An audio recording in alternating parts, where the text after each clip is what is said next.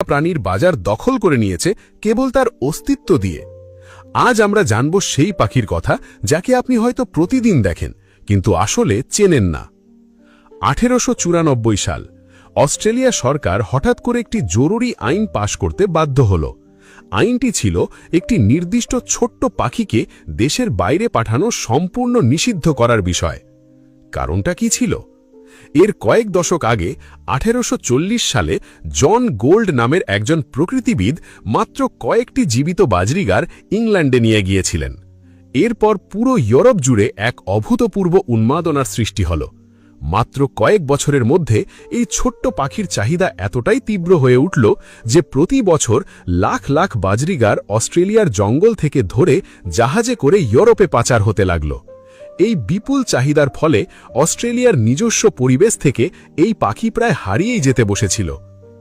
আজ বিশ্বের প্রতিটি কোণায় খাঁচায় যে কোটি কোটি বাজরিগার আমরা দেখি তার সবই সেই সময়কার পাচার হওয়া এবং পরবর্তীতে প্রজনন করানো গুটি কয়েক পাখির বংশধর।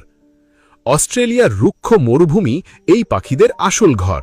সেখানে তাপমাত্রা অনেক সময় 40 ডিগ্রি সেলসিয়াস ছাড়িয়ে যায়, আবার রাতে হিমাঙ্কের কাছাকাছি নেমে আসে। এই চরম আবহাওয়ায় টিকে থাকার জন্য তাদের শরীর বিশেষভাবে তৈরি হয়েছে। বন্য পরিবেশে তারা কখনোই একা থাকে না। বৃষ্টি ও খাবারের সন্ধানে হাজার হাজার, এমনকি কখনো কখনো লাখ লাখ পাখির বিশাল ঝাঁক তৈরি করে তারা আকাশে উড়ে বেড়ায়। একটি বড় ঝাঁকে প্রায় 20 লাখ পর্যন্ত বাজরিগার থাকতে পারে, যা আকাশকে আক্ষরিক অর্থেই একটি জীবন্ত সবুজ মেঘে পরিণত করে।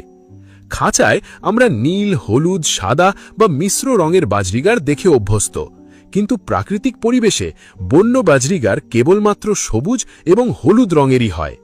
এই নির্দিষ্ট রং ঘাস ও পাতার মাঝে লুকিয়ে থেকে শিকারী পাখির হাত থেকে বাঁচতে সাহায্য করে।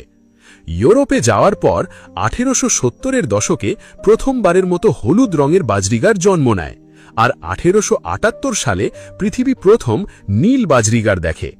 এরপর থেকে নিয়ন্ত্রিত প্রজননের মাধ্যমে আজ পর্যন্ত 70টিরও বেশি রঙের বৈচিত্র্য তৈরি হয়েছে।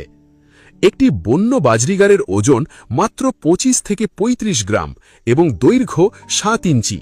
অন্যদিকে ইংলিশ বাজরিগার নামে পরিচিত প্রদর্শনী পাখিরা 60 গ্রাম ওজন এবং 10 ইঞ্চি পর্যন্ত লম্বা হতে পারে, মাত্র 100 বছরের নিয়ন্ত্রিত প্রজননের ফলাফল। এই ছোট্ট শরীরটিকে দুর্বল ভাববেন না, এটি প্রকৃতির এক নিখুঁত ইঞ্জিন। একজন সুস্থ মানুষের হৃৎস্পন্দন মিনিটে 60 থেকে 100 বার, কিন্তু বিশ্রামরত একটি বাজরিগারের হৃৎপিণ্ড স্পন্দিত হয় মিনিটে 300 থেকে 400 বার। আর যখন সে ভয় পায় বা ওড়ে তখন সেই সংখ্যা পৌঁছায় মিনিটে 600 বার। অর্থাৎ প্রতি সেকেন্ডে তার হৃৎপিণ্ড 10 বার পাম্প করে। মানুষ মিনিটে 12 থেকে 20 বার শ্বাস নেয়, একটি বাজরিগার নেয় প্রায় 85 বার। তাদের শরীরে ফুসফুসের পাশাপাশি বিশেষ বায়ুথলি বা এয়ার স্যাক আছে, যা শরীরকে হালকা রাখে এবং দীর্ঘ সময় আকাশে ওড়ার শক্তি